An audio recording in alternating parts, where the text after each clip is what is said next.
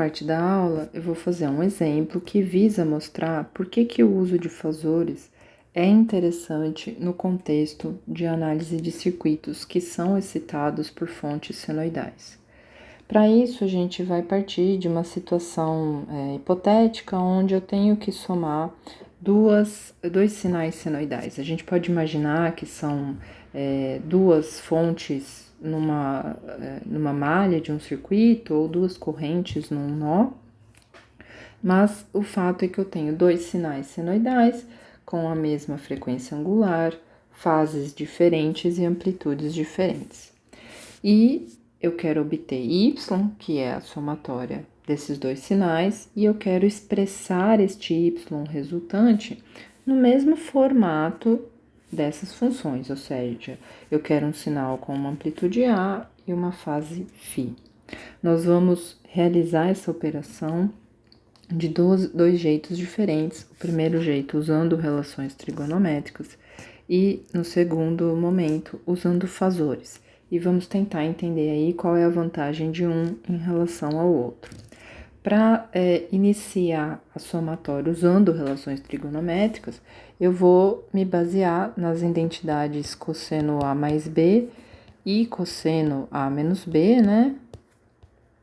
Onde, para cosseno A mais B, por exemplo, nós temos cosseno A, cosseno B, menos seno A, seno B, certo? E de maneira equivalente para cosseno A menos B. Então, como primeiro passo, eu vou expandir y1 e y2 nas suas identidades. Então, y1, 20 vezes cosseno ômega t, cosseno 30, mais cosseno ômega t, seno, né? Seno ômega t, seno 30, e o y2, 40 vezes cosseno ômega t, cosseno 60, menos seno ômega t, seno 60. Nós conseguimos colocar aqui cosseno ômega t e seno ômega t em evidência quando formos somar essas duas funções, certo? Então, já somando, né? y1 mais y2 e colocando cosseno ômega t e seno ômega t em evidência, nós vamos ter cosseno ômega t vezes 20 cosseno 30 mais 40 cosseno 60 mais seno ômega t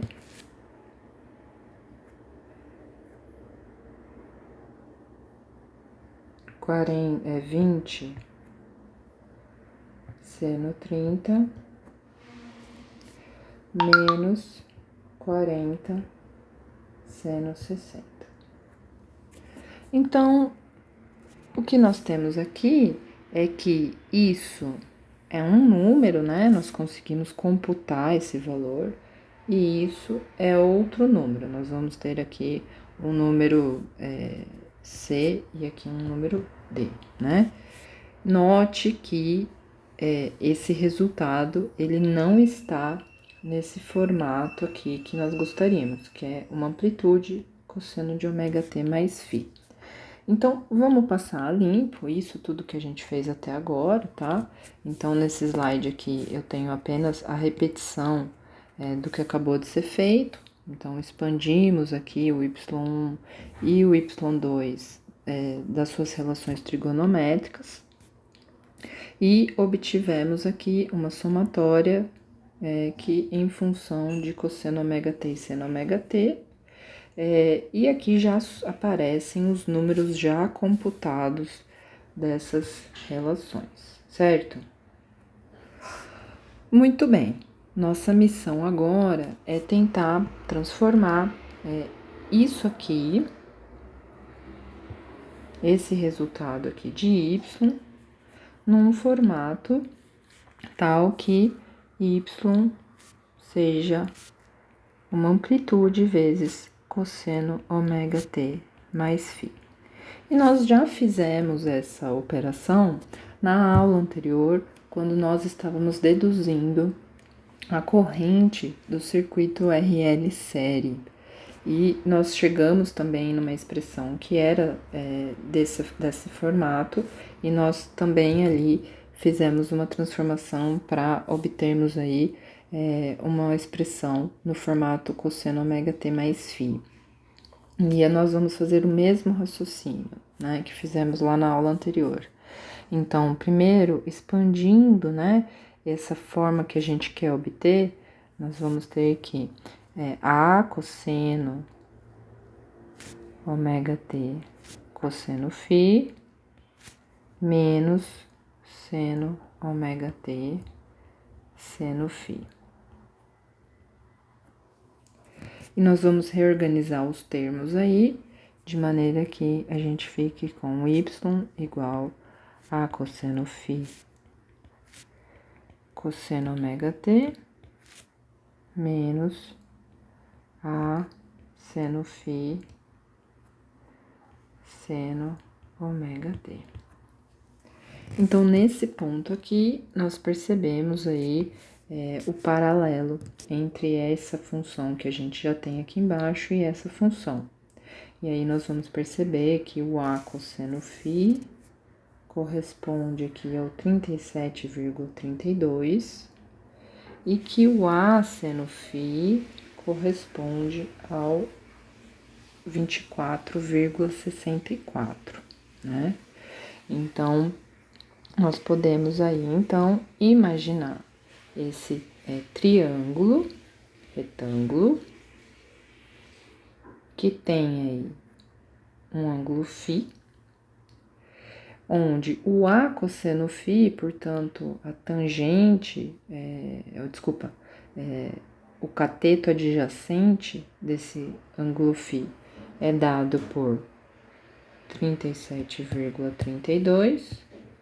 O cateto oposto desse ângulo φ é dado por 24,64, que é o A seno φ, né? E dessa maneira nós conseguimos inferir aí quem que é o φ dessa função que nós estamos buscando, que é o arco tangente de 24,64 e 37 sobre 32, né? 37,32, e nós conseguimos inferir também quem é o A dessa função, certo? Então, passando a limpo, né? Apenas recapitulando aí, nós tínhamos esse y dado nessa forma e nós estávamos buscando um y desse outro formato aqui. Para isso, nós expandimos o cosseno ômega t mais φ, e aí percebemos que o A cosseno φ é 37,32 e o A seno φ é 24,64. Dessa dedução, a gente acaba obtendo que o ângulo aqui, 33,43, dado pelo arco tangente desses dois termos, né? E a hipotenusa aqui, 44,72, que acaba resultando aqui no nosso A, certo? Então, com isso a gente finalmente obtém a nossa resposta que nós estávamos buscando, onde y é igual a y1 mais y2. Então, essa é a resposta utilizando apenas relações trigonométricas. Agora, como eu disse, nós vamos tentar repetir a mesma somatória, só que agora usando análise de fasores. Então, voltando aqui agora no nosso primeiro slide, nós vamos focar agora em usar fasores para realizar a mesma somatória de sinais. Para usar fasores, a nossa primeira tarefa é transformar tanto y1 quanto y2 nos fazores y1 e y2. Pela definição de fazores, né? Nós vamos ter que o fazor y1 vai ser dado pela amplitude e a fase desse sinal senoidal, né? Então, nós vamos ter que 20 e a J, né? A menos 30 aí, certo? E aqui a gente tem que tomar um certo cuidado, porque estamos agora aqui com uma fase em ângulos, e muitas vezes vocês vão ter esse mesmo sinal senoidal com uma fase dada em radianos. Então, essa é uma questão que sempre tem que se ficar atento para que se faça uma transformação adequada para fazores, tá? O Y2, vamos ter aí uma amplitude de 40 e a J 60, ok? Bom, Y1 e Y2 são fazores, são números complexos, né? E no plano complexo, nós podemos expressar aí o Y1 e o Y2. Então, se a gente for olhar no plano complexo esses dois números,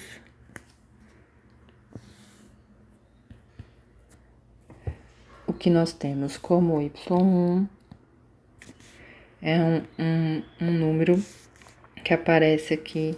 Vou redesenhar esse gráfico. Então, eixo imaginário, né? E o eixo real. E nós temos o Y1 de amplitude, né? De módulo aí 20, né? E ângulo menos 30. Esse é o Y1. E o Y2, dobro da amplitude, acho que 60 graus. Y2, certo? Então, somar esses dois fazores nada mais é do que realizar a somatória desses dois números complexos no plano fazorial, né? Nós poderíamos fazer isso, inclusive, graficamente. Eu vou não fazer aqui graficamente, mas vou fazer usando as notações polar e retangular, que tem o seu equivalente aí no mundo gráfico, certo? Então, quando nós obtemos a notação retangular de um número complexo, a gente nada mais está fazendo do que projetar, né? Obtendo aqui a componente real e imaginária desse número. Então, ao obter essas componentes, nós temos aí as componentes da notação retangular. Então, Y1 e Y2 em notação polar é dado por Y1 é dado por 20, ângulo menos 30, né? E o Y2 é dado por 40, ângulo 60. Nós temos que transformar, para fazer a somatória, né? Nós temos que transformar para a notação retangular, o que na prática significa encontrar as componentes real e imaginária desses números e somar essas componentes. Então, seria como uma soma vetorial.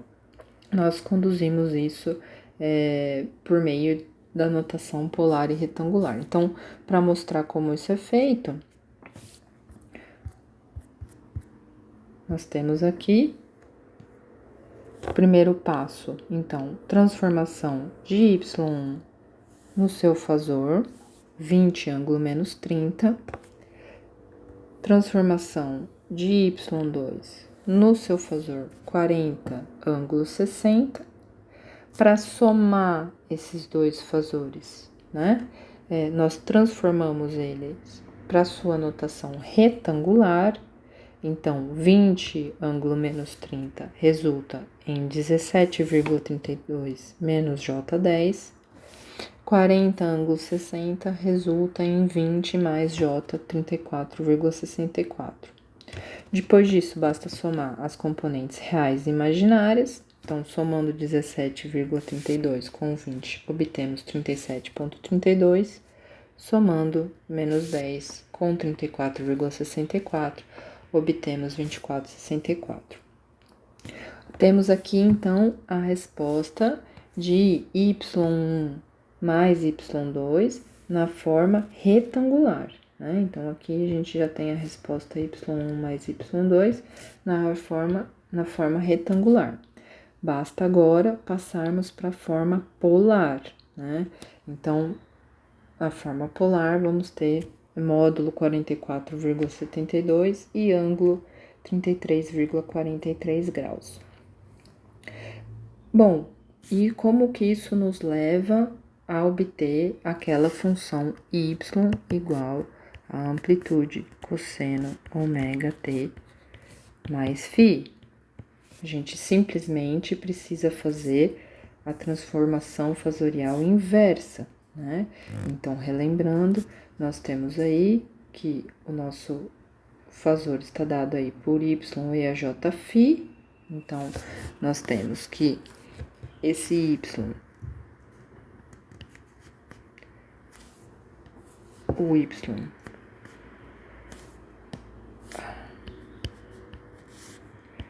igual a 44,72 e a j